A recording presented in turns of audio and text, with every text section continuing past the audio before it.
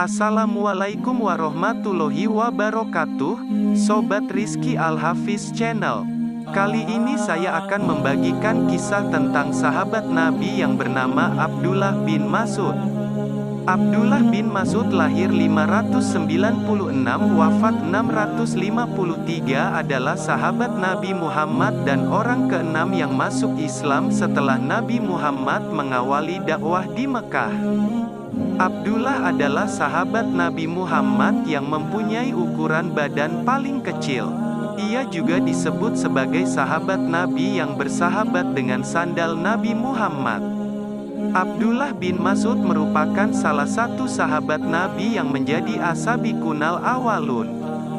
Ia menjadi sahabat Nabi semenjak remaja, pada saat ia masih menggembalakan kambing milik petinggi Quraisy bernama Uqbah bin Abi Mu'ayth.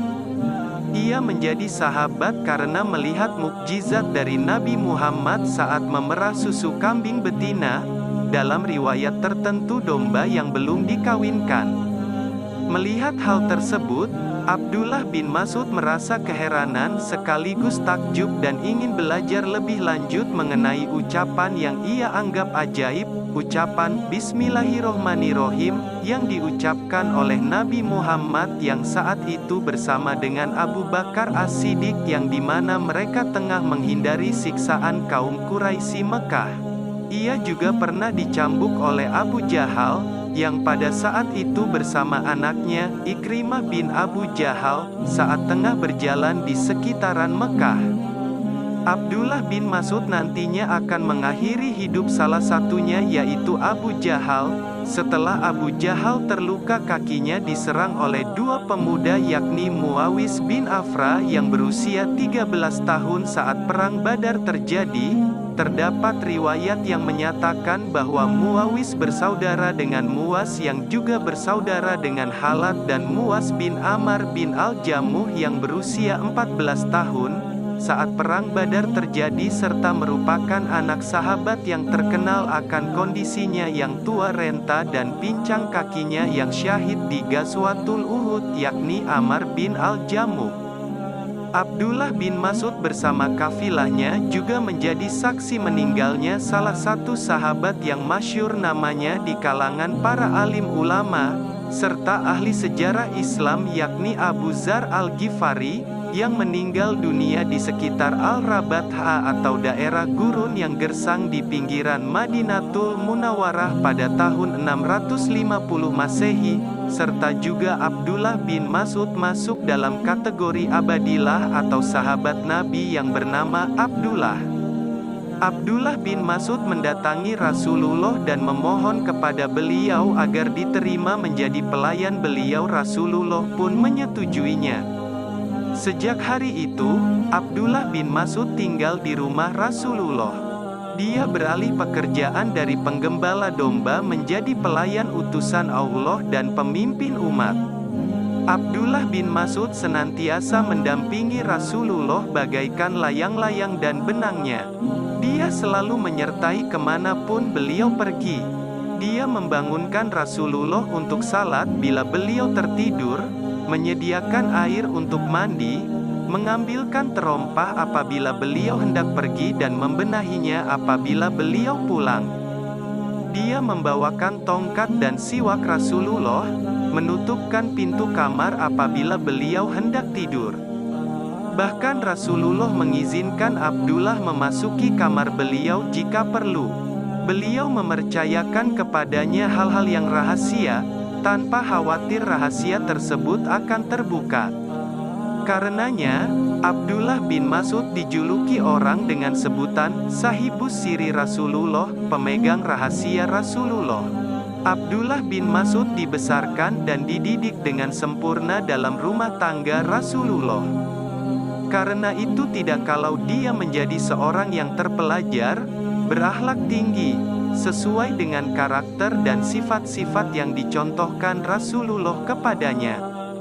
Sampai-sampai orang mengatakan, karakter dan akhlak Abdullah bin Mas'ud paling mirip dengan akhlak Rasulullah. Abdullah bin Mas'ud pernah berkata tentang pengetahuannya mengenai kitabullah yaitu Al-Quran sebagai berikut, Demi Allah, yang tiada Tuhan selain Dia. Tidak ada satu ayat pun dalam Al-Quran, melainkan aku tahu di mana dan dalam situasi bagaimana diturunkan. Seandainya ada orang yang lebih tahu daripada aku, niscaya aku datang belajar kepadanya. Abdullah bin Mas'ud tidak berlebihan dengan ucapannya itu. Kisah Umar bin Al-Khattab berikut memperkuat ucapannya. Pada suatu malam, Khalifah Umar sedang dalam perjalanan, ia bertemu dengan sebuah kabilah. Malam sangat gelap bagai tertutup tenda, menutupi pandangan setiap pengendara. Abdullah bin Mas'ud berada dalam kabilah tersebut. Khalifah Umar memerintahkan seorang pengawal agar menanyai kabilah. "Hai kabilah, dari mana kalian?" teriak pengawal. "Min Fajil, Amik, dari lembah Nan Dalam," jawab Abdullah. "Hendak kemana kalian?" "Ke Baitu Atik, rumah tua, Ka'bah," jawab Abdullah. "Di antara mereka pasti ada orang alim," kata Umar. Kemudian diperintahkannya pula menanyakan, "Ayat Al-Quran manakah yang paling ampuh?" Abdullah menjawab, "Allah, tiada Tuhan selain Dia, yang maha hidup kekal lagi terus-menerus mengurus makhluknya, tidak mengantuk dan tidak pula tidur." Surat Al-Baqarah ayat 255. Tanyakan pula kepada mereka, ayat Al-Quran manakah yang lebih kuat hukumnya? Kata Umar memerintah. Abdullah menjawab, "Sesungguhnya Allah memerintah kamu berlaku adil dan berbuat kebajikan, memberi kepada kaum kerabat, dan Allah melarang kamu dari perbuatan keji, kemungkaran dan permusuhan. Dia memberi pengajaran kepadamu agar kamu dapat mengambil pelajaran." Surat An-Nahl ayat 9. Tanyakan kepada mereka, ayat Al-Quran manakah yang mencakup semuanya? Perintah Umar.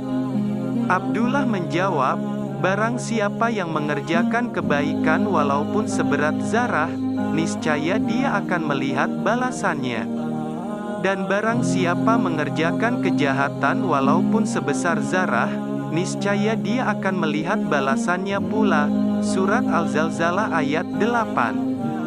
Demikian seterusnya, ketika Umar memerintahkan pengawal untuk bertanya tentang Al-Quran, Abdullah bin Mas'ud langsung menjawabnya dengan tegas dan tepat. Hingga pada akhirnya Khalifah Umar bertanya, "Adakah dalam kabilah kalian Abdullah bin Mas'ud?" Jawab mereka, "Ya, ada." Abdullah bin Mas'ud bukan hanya sekedar qori, atau ahli baca Al-Quran terbaik, atau seorang yang sangat alim atau zuhud, namun ia juga seorang pemberani, kuat dan teliti. Bahkan dia seorang pejuang terkemuka. Dia tercatat sebagai muslim pertama yang mengumandangkan Al-Quran dengan suara merdu dan lantang. Pada suatu hari para sahabat Rasulullah berkumpul di Makkah. Mereka berkata, "Demi Allah, kaum Quraisy belum pernah mendengar ayat-ayat Al-Quran yang kita baca di hadapan mereka dengan suara keras.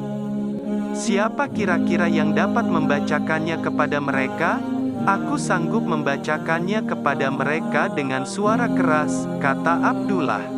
"Tidak, jangan kami khawatir kalau kamu membacakannya, hendaknya seseorang yang punya keluarga yang dapat membela dan melindunginya dari penganiayaan kaum Quraisy," jawab mereka.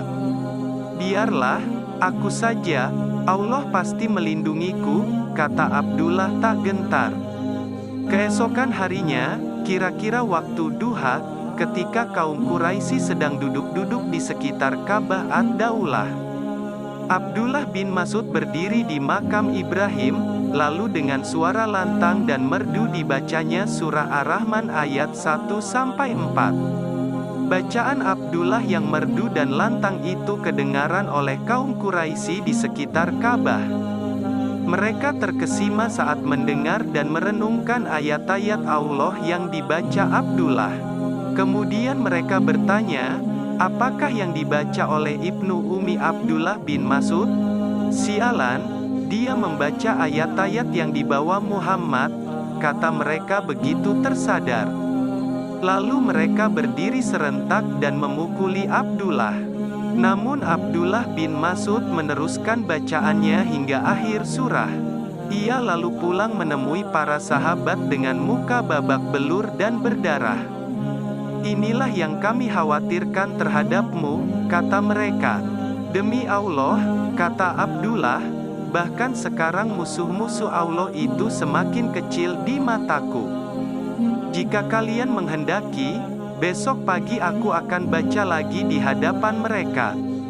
Abdullah bin Mas'ud hidup hingga masa Khalifah Utsman bin Affan memerintah. Ketika ia hampir meninggal dunia, Khalifah Utsman datang menjenguknya. "Sakit apakah yang kau rasakan, wahai Abdullah?" tanya Khalifah. "Dosa-dosaku," jawab Abdullah. "Apa yang kau inginkan, rahmat Tuhanku? Tidakkah kau ingin supaya kusuruh orang membawa gaji-gajimu yang tidak pernah kau ambil selama beberapa tahun?" tanya Khalifah. "Aku tidak membutuhkannya," kata Abdullah. "Bukankah kau mempunyai anak-anak yang harus hidup layak sepeninggalmu?" tanya Utsman. "Aku tidak khawatir," jawab Abdullah. "Aku menyuruh mereka membaca surah Al-Waqiah setiap malam. Karena aku mendengar Rasulullah bersabda, barang siapa yang membaca surah Al-Waqiah setiap malam, dia tidak akan ditimpa kemiskinan selama-lamanya." Pada suatu malam yang hening, Abdullah bin Mas'ud pun berangkat menghadap Tuhannya dengan tenang. Demikian yang bisa saya bagikan, kurang lebihnya mohon maaf yang sebesar-besarnya. Wassalamualaikum warahmatullahi wabarakatuh.